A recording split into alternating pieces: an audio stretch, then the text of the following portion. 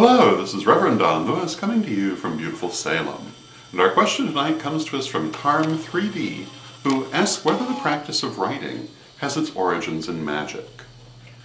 And actually the origins of writing are very hard to speak to, because of course they're not terribly clear. Writing developed by stages, and the earliest attempts at writing we can only try to decipher because they're not really clear. Most people tend to think of writing as originating in Mesopotamia. If not Mesopotamia, it originates in ancient Egypt. Personally, I've always favored the idea that it originates in Egypt, or at least that the two originated independently, because the two systems really don't seem to share very much in common. And recent discoveries do tend to point to a much earlier system of writing in Egypt than was formerly thought.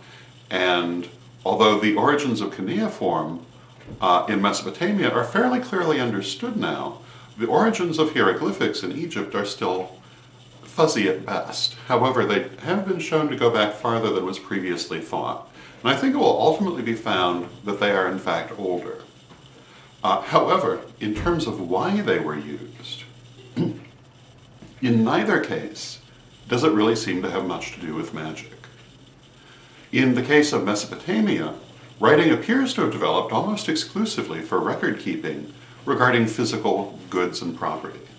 In Egypt, it seems to have developed primarily for heraldry, identifying cities, deities, and rulers by personal symbols, and then using these in ways to convey greater meaning, which then of course expanded and continued to expand until it became a full-blown system of writing. The third place where writing developed that could be spoken to is China. However, the development of writing in China is much less understood than in the Near East. And of course, also in the Americas, there were writing systems that developed pretty much on their own, among, for example, the Maya.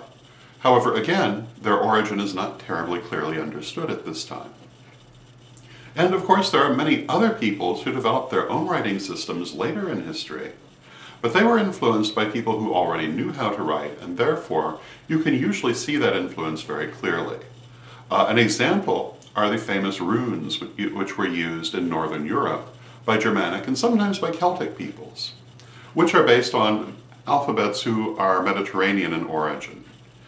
The runes certainly were used for magical purposes, but again, they were adopted ultimately from peoples who already had writing, and so it wouldn't really be fair to say that magic was an inspiration for them. They were inspired by the fact that they were able to see people who already could do this. So, those are my thoughts on the origins of writing, and it's very interesting to look at the different alphabets. If you study our second degree lessons, you'll find there's an entire chapter on alphabets that deals not only with metaphysical alphabets that are used within a religious context, but also with historical alphabets.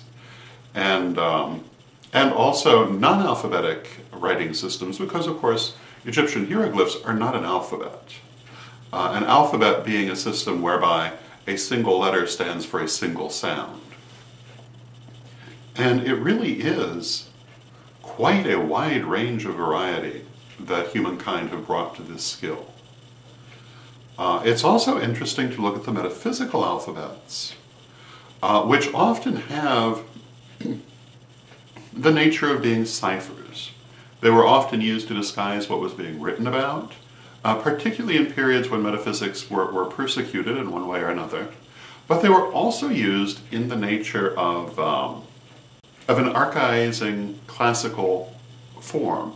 And a number of the metaphysical alphabets are very clearly, very strongly influenced by late Greco-Roman and also, in some cases, late Egyptian forms of writing, which seem to have simply been retained and then altered.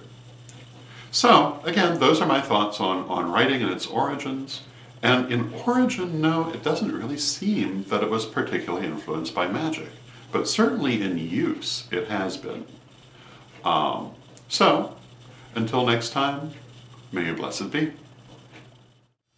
But wait, don't forget our books, Witch School 1st, 2nd, and 3rd degree, and also Living the Wiccan Life, and Ritual in Theory and Practice, available at a bookstore near you, or get them direct from us at www.witchschoolstore.com.